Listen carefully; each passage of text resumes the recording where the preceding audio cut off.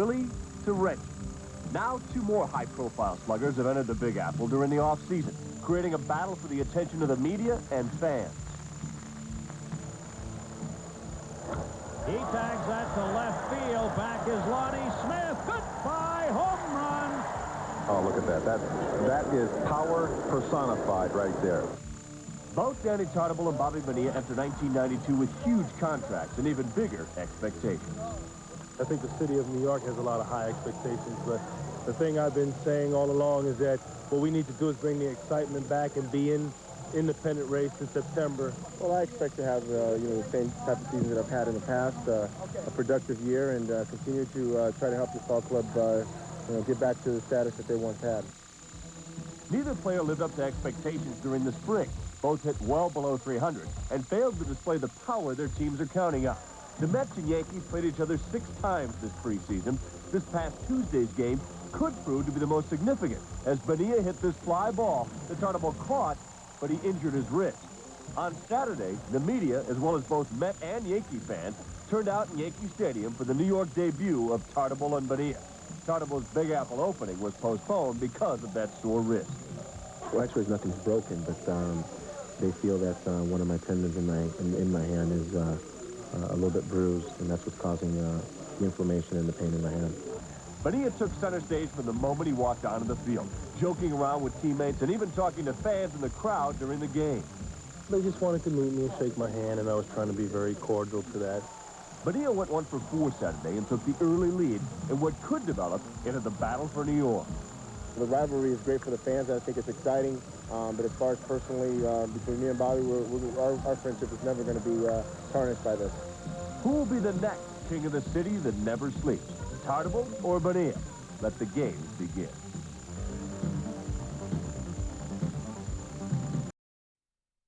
Going to a St. John's game and not seeing that little guy with the wild sweater on.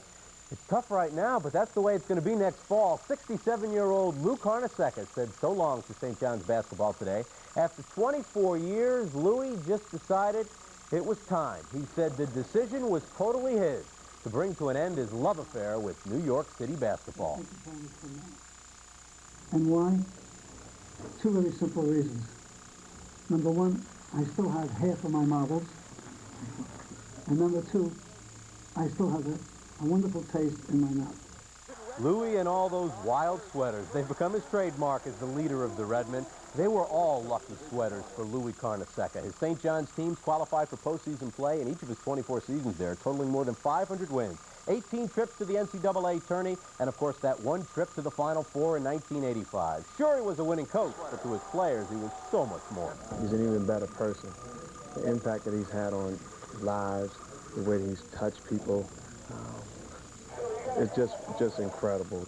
I think people are going to miss you even more than you're going to miss the game. I'll watch them. Now, they've been watching me enough. Now I'll watch them. Oh, we're going to miss you, Louis, so long. Sweater along the St. John's bench, huh? Very bizarre. 67 years old, 526 wins, only 200 losses. Can you imagine being a head coach in a city like this for 24 years and saying you have no regrets and meaning it? Sure, fans will quibble about this or that with Louis, but fans are never happy unless they win every game until the next century. He said it was his decision to quit today and his alone. What would he do differently? He said he'd win the games he lost. I spoke with him at St. John's University today. You know, I think I was 17 years old when I first came here as a kid announcer from Syracuse. You were around here. Don't mention that name, Syracuse. They're causing me those problems all these years. And I just can't imagine a St. John's basketball game without you on the sideline. Well, believe me, you know, I've given it great thought, and all good things have to end. And I'm just grateful that at least I've had the opportunity to coach here, to deal with so many nice kids, so many nice people. Is there a tenet or a slogan or a motto that you tried to live by or coach by? Well, I think the best way I can say it, my dad left me with a couple of things. He said 2 things. Don't have short pockets and be there. And he was. He will assist the president of the school in community relations. He goes into the Basketball Hall of Fame next month. As for his successor, he would like to see his assistant of 16 years, Brian Mahoney, get his job. Which makes me happy. I think he knows, he's been with me a lot of years. He knows the type of job that has been done, and I I think he feels that the job will continue to be done in that respect. You'd like the job, wouldn't you? No doubt about it, Lenny. Choosing Mahoney would certainly make a smooth transition for Redmond basketball. Louis, pure and simple as a class act. On the record or off, I've never heard a negative word from him about anybody. How many people can you say that about in the world of sports? Well, it's a battle of undefeateds in Toronto tonight. The Yankees. Oh, Jim, 67-year-old Lou Carnesecca, certainly one of the most popular. Did some awfully flashy dancing on the sidelines, and he is certainly going to be missed on the college basketball scene.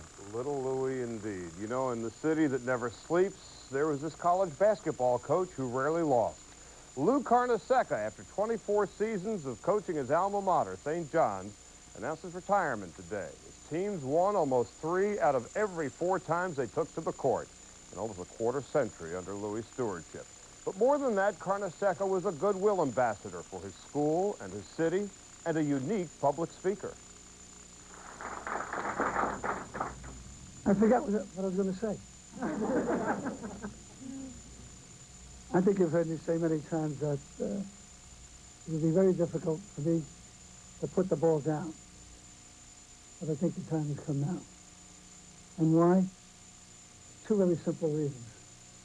Number 1, I still have half of my marbles. And number 2, I still have a wonderful taste in my mouth about basketball. It has not been an easy decision. The decision has been all mine. Something that I wanted to do. That was Louis on tape this afternoon at his news conference. And this is Louis live from his office at Alumni Hall in Jamaica, Queens. Louis, Frank McGuire, of course, became ill last week with a stroke. Was that a signal to you at all? Frank and you, of course, good friends. No, of course not. Coach McGuire was my coach. No, I had spoken to him Wednesday before I went out to the Final Four. And really, I didn't suspect that he'd have this stroke. I knew he had fallen and his back was bothering. There was no way that I expect that.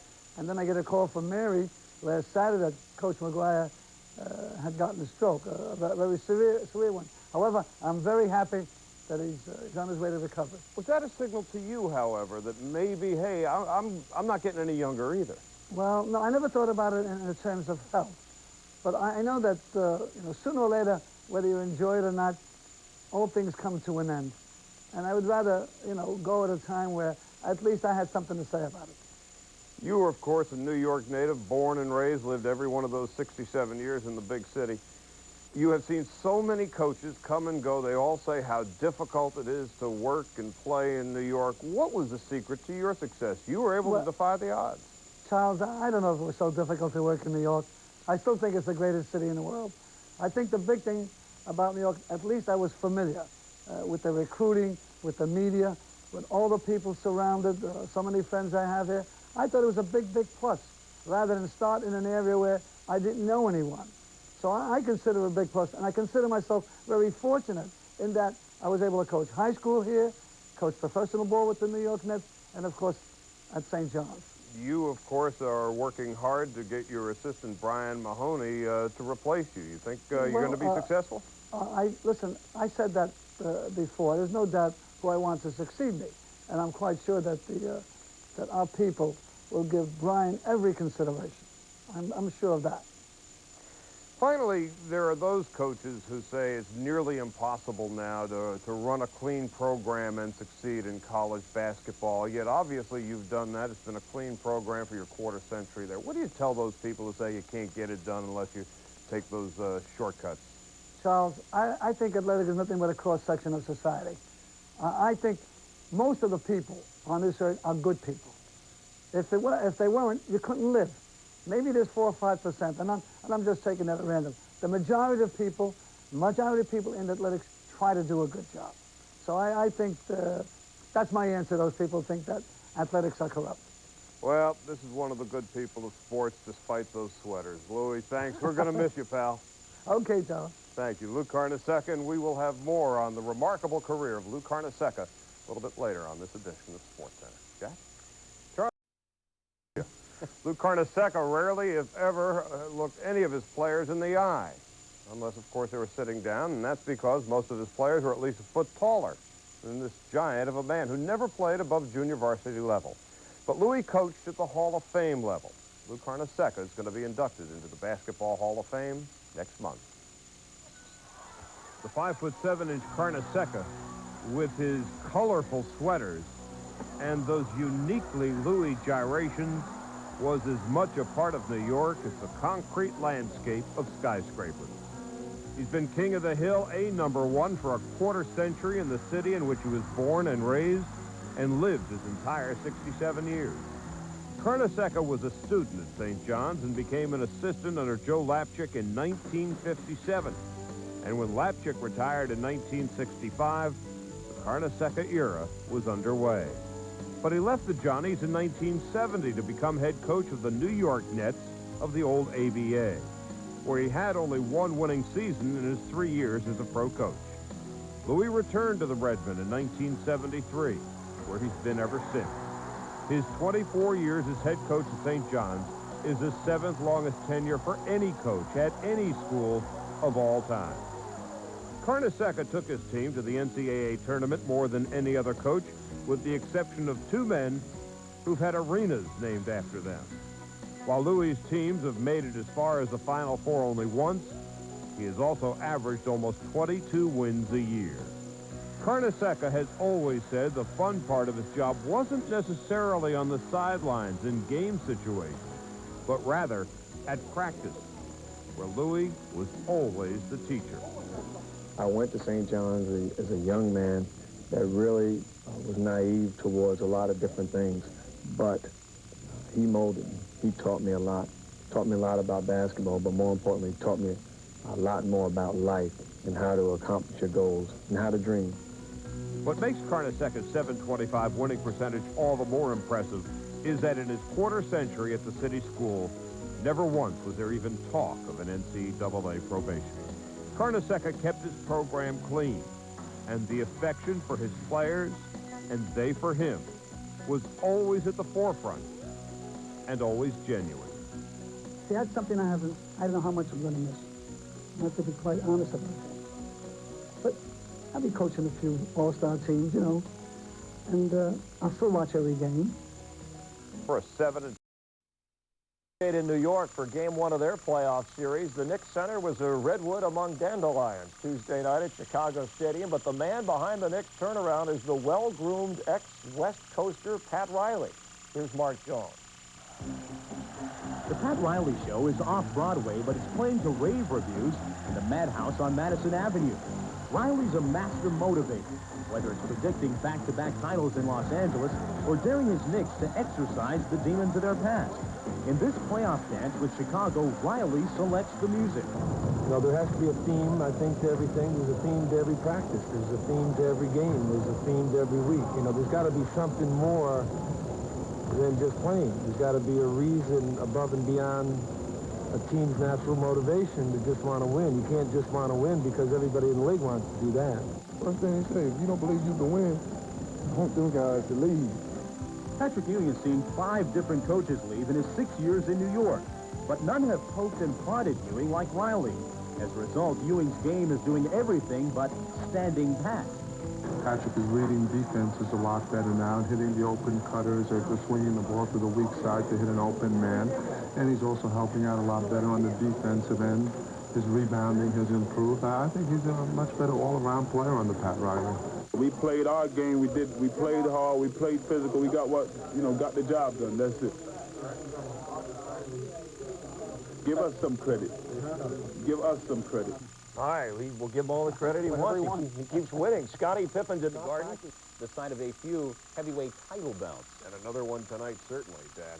The last time Phil Jackson was forced to leave a playoff game in Madison Square Garden against his will, the Knicks promptly went out and won their first NBA championship. That would have been 1970, the year Jackson, then the Knicks super sub, hurt his back and didn't play all season. So when Jackson, now the Bulls coach, was ejected at the end of the third quarter with Chicago up by 1, the karma seemed to be just right for the Knicks. As that guy plays for the Bulls, a star, Michael, they don't know in New York either, evidently. Well, he reminded them in the first quarter. Off the Pippen alley-oop, Mike with 20 points in the first half. Both teams running early off the New York break. Jackson goes behind the back to Gerald Wilkins for the slam. Wilkins with 17. Bulls respond. Pippen breaks away from Wilkins and Ewing for the slam. Chicago 49-47 at the half, but at the end of the third quarter, Phil Jackson gets the heave-ho gone from Dick Bavetta. The Bulls were up by 1. Jackson hands the reins over to another ex-Knick, Jim Clemens, waves goodnight to the New York crowd. The faithful who say goodbye, Action Jackson, and it's Knicks the rest of the way. 28-20 scramble. John Starks off the double pump slam. New York by 1. And off the Starks miss. Look for Xavier McDaniel, the X-Man, the rebound, the fall away, and the foul. He's hairless and he's proud. The New York running game closes it out. Wilkins finishes the break with the kiss plus the foul. Knicks win 93-86. Nice jacket, pal. Jordan is held at 29 points. We won't identify the fat lady. Jordan is held at 29 points.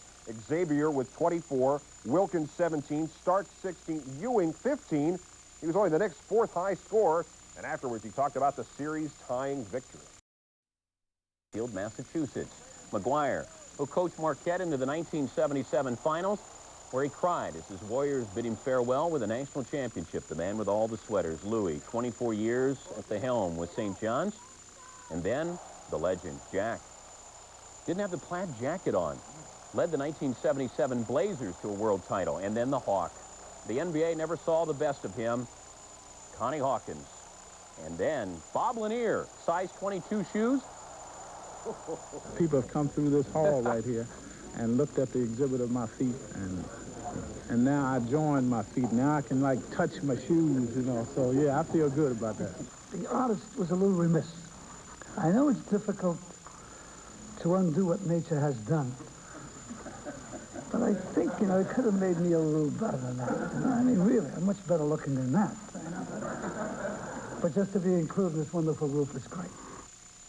The other Hall of Fame inductees included Sergei Belov of the Soviet Union, Louisa Harris of Delta State, and Phil Wolpert, the former coach at San Francisco. One other hoop note for you. The final selections for this year's Olympic team will be announced coming up on Tuesday. Boy, it's a great story from Lanier joining his feet in the hall, and a great story from Carnesecca. A few years ago, he got a call from the late Larry O'Brien when Larry was running the hall, and Larry said, "Louis, you're in the Hall of Fame." And Carnesecca says he got all excited. I'm in. And then O'Brien said, no, Louis, we just want one of your sweaters for the display case. Now the sweater and Louis have made it. Louis likes to tell the story when he had his team in Niagara. It got a technical because he kept his team in the huddle too long.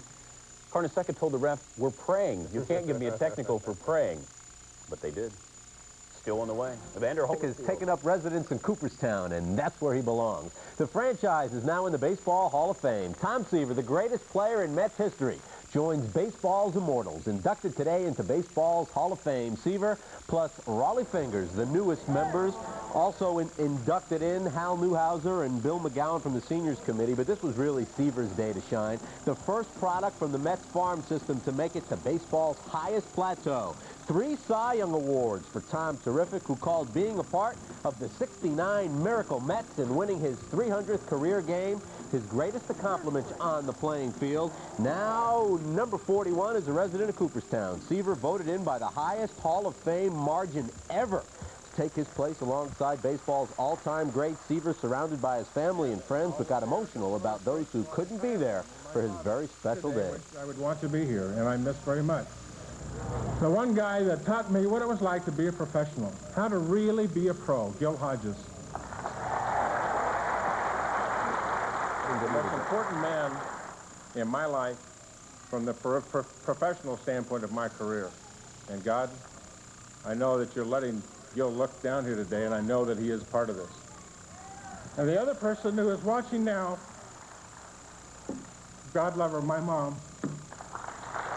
Special moment from Tom Seaver. Now, his old dig, Shea Stadium. NFL. Giants fans can finally put down those signs. Ray is gone. Just 2 days after the end of the Giants' dismal 6-10 season, their worst mark since '83, the Ray Handley watch has mercifully ended. Handley was officially fired today after another year of turmoil in the Big Apple. When last we saw Handley, he was exiting Veterans Stadium faster than Carl Lewis. The handwriting had long been on the wall. Following Handley's firing, Giants GM George Young listed the reasons for the move.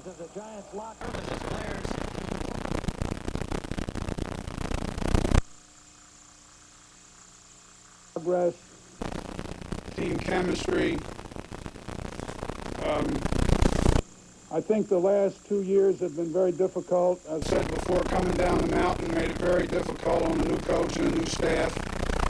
You have a large number of players who are used to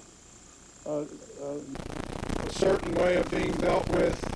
They've been used to a certain success, and I think coupled together with a lot of misfortunes in there, it made it more difficult. Oh, how the once mighty have fallen. In fact, the Giants have the worst 32-game record after winning a Super Bowl. Since that January 9 in Tampa back in '91, the Giants have won only 14 games in 2 years. The Giants also are tied for 4th place on this dubious list, going a combined 17 and 15 2 years after winning the Super Bowl in '87. February of 1985. And with the win, the Redmen picked to finish 9th in the preseason conference polls, now are tied with idle Seton Hall atop the Big East race at 5-1. And yes, here is your coach of the year in the Big East, Brian Mahoney. In the first half, Syracuse grabs a 5-point lead. Mike conceals. Who says white men can't jump? Two-hand jam. Orangeman still trailed by 10 at half. Second half, David Kane with a beautiful spin move away from SU defenders. 16-point lead for the Redmen, but Syracuse roared back. Lawrence Moten gets the basketball in the corner, hits a three-pointer, the margin down to 5 again. But the Redmen were still able to stave off Syracuse. Great passing coming up here. Derek Brown eventually down to Shawnell Scott, who gets a short jumper, much to the relief after this of Mr. Mahoney. So St. John's go back up on top by 10. The Redmen are now 10-4 overall in the year. Elsewhere in the It all gets underway about 10 o'clock Thursday night for Seton Hall. The Pirates take on Tennessee State in the first round of the NCAA tournament in Orlando. Pat Scanlon has a look at the Pirates' top gun. The NCAA tournament is arriving at just the right time for Seton Hall senior Terry DeHare. DeHare has led the Pirates in 5 of the last 6 games. He's the Big East all-time leading scorer, averaging 21.8 a contest this year. But DeHare sees defense as the key to the Pirates' success. I think right now we can play with anyone in the country. I think it's just a matter of being mentally and physically prepared, going into these games. I mean, it's one game elimination, and we look forward to it. But I think, our defense is going to be there for us every night, and it has been good to us the last 2 months. And I think that, once you're playing in a one-game elimination situation, defense is big. This is the last go-round for the former St. Anthony standout out of Jersey City. And DeHare, in a confident way, feels the Pirates will wind up in the Final Four. I think basically what's important now that we understand we have the ability to go to the Final Four and be successful in the tournament. I mean, sometimes I thought maybe we're just happy to be in situations we were in, and I think now it's, we're in a situation where we're a good basketball team and we're recognized around the country as a good basketball team. I think we have to believe in our own abilities, and I think that can take us there. Pat Scanlon, NJN News, South Orange. Worth it. The last time the Giants played a postseason game, when that was? The Super Bowl 3 years ago. Well, they're going to have a chance to go back, folks, because they clinched the playoff spot today by beating the Colts at the Meadowlands 20-6. And if you scraped off your car this morning, you know how the folks at Giants Stadium felt. And once they got the road cleared, well, Rodney Hampton went driving on it in high gear. Giants' first possession, Hampton takes it all the way down to the goal line, and Rodney took it in on the next play. He carried it 33 times in all for a career-best 173 yards. Hampton also did most of the damage on the Giants' second drive. That was until Phil Simms went back, tried the pump fake, and then fires this second quarter strike that somehow Chris Callaway pulls in for the touchdown. They botched the point after, so it was 13-0. A pair of Indy field goals still made for a jolly good 13-6 Giant lead at the half. Plenty with the way the defense played. Lawrence Taylor chasing Jeff George. Carlton Bailey finished him off. Target practice, though, wasn't over. This time, Corey Miller puts the hammer down. The Giants capped it off on the fourth quarter's first play. Jared Bunch with the second effort. 20-6 the final. About the only thing they did wrong, off target on the coach's victory shower. Dan Reeves will have him work on that before the playoffs begin. The fact that we're in the playoffs, I think, is a tremendous tribute to these guys out here. When you struggle through 2 seasons like they did, I think that says a lot about the guys in the room. It's been a couple years, and I'm excited about it. I know everybody else is, because we got so many young guys who've never probably been in it, and we're all looking forward to that. Today I just was in the zone, felt like I couldn't be stopped at one particular time of the game. And once the running back get in that, that zone, he's hard to stop. Now, to be official, the Giants did need more than just their win to clinch the playoffs. They needed one of 3 teams to lose, one of them Chicago, and Santa delivered that Christmas present down in Tampa because the Bears saw all the Courtney Hawkins they wanted to. On the punt return here, looks like he stopped, but he's not. He's going to bring it back 34 yards, set up the Bucs' only touchdown. They beat the Bears 13-10, combined with the Giants' win. The Blue Guys are in.